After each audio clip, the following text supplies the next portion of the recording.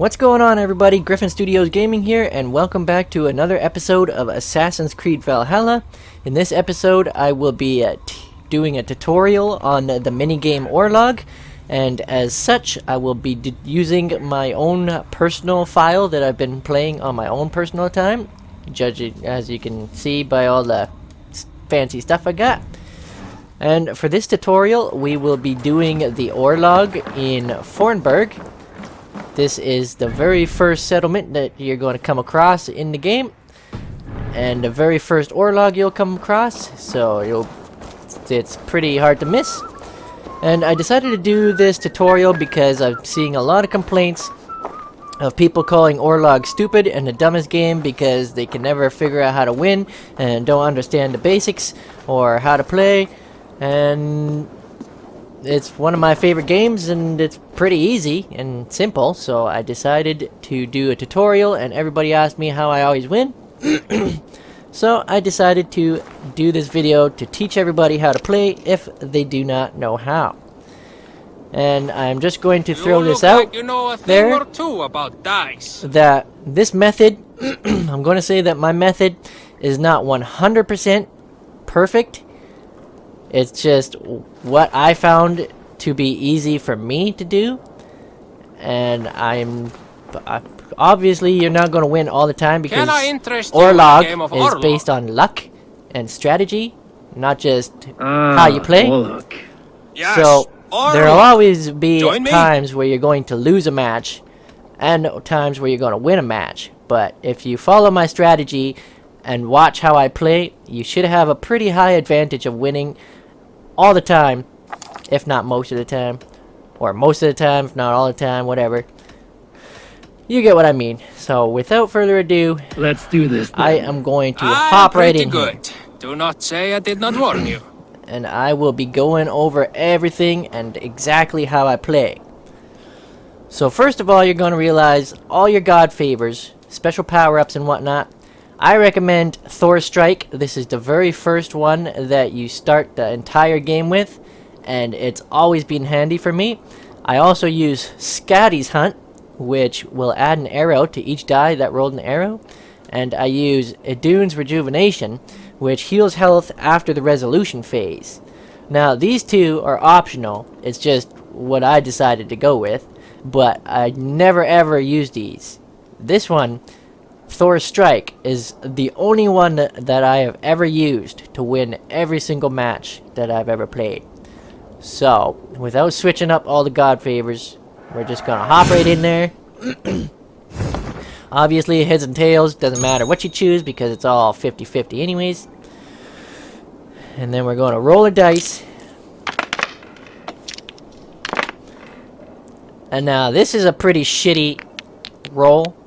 But what I always do is I always go for the dice with the gold squares that are going to give you tokens, and I take the hand dice. Doesn't matter if it's got a gold square around it or a plain, I always go for the hand tokens. Now, a lot of people think that the shield and the helmet block damage and that they're both the same, but they're not. If you highlight over them, it'll tell you that the shield only blocks the arrows and not the axes, whereas the helmet only blocks the axes and not the arrows. Know what I mean? Anyway, we got our dice picked.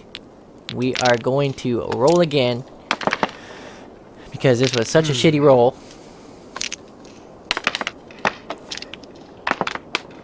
And there's a gold square right there. Always pick the ones with the gold squares around them. If you keep an eye on the opponent, you'll see that he almost always does the same. He will always choose the ones with the gold squares. Unless he's going for a certain strategy. In which case, he'll just choose axes for all attacks, or shields and helmets for all defense. He's obviously got the upper hand because he took all my tokens. So we can't really do much here.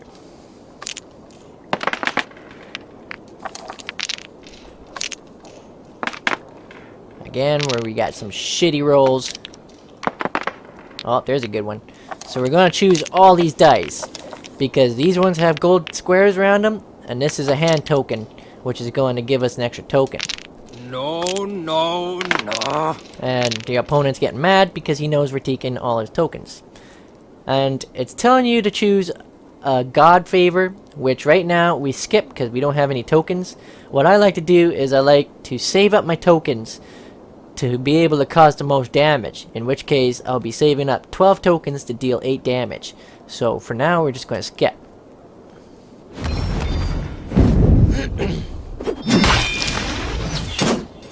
Let this all play out. Steal the tokens. We're one step closer to being able to use our power. And we got some hand tokens here, so we're going to take those and re-roll.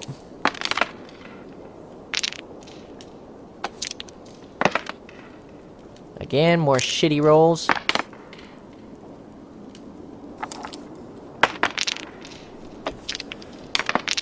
And no matter what, after the third roll, you're kind of shit out of luck, and you're kind of forced to have whatever they give you. So now, we're able to afford 8 damage for 12 tokens.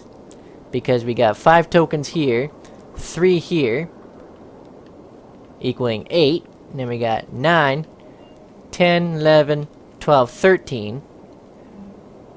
But if you see, he's going to take 3 away, so we're not going to be able to afford that anyway, so we're just going to skip that. It's always better to plan ahead.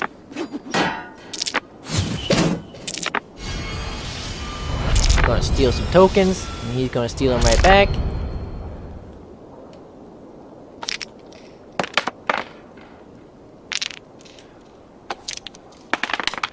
There's a good hand. We're going to take that one, and that one.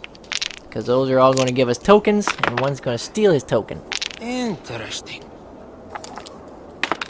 And we're going to take this one and this one.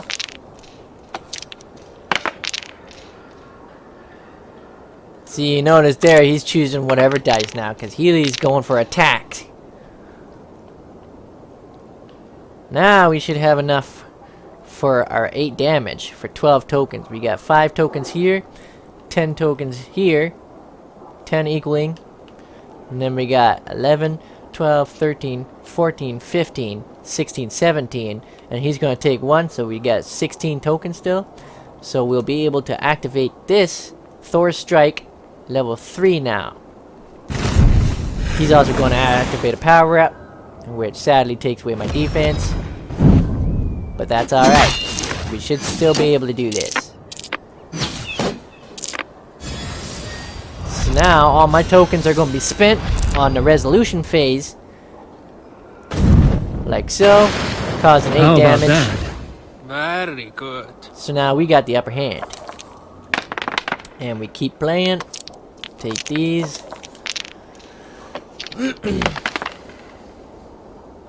And he's not going to go for anything.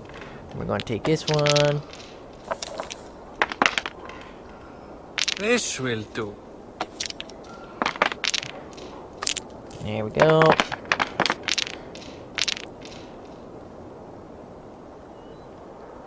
And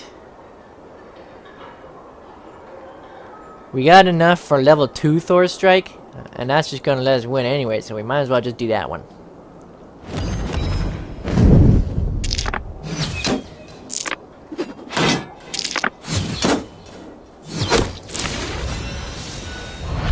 And here we go, game over.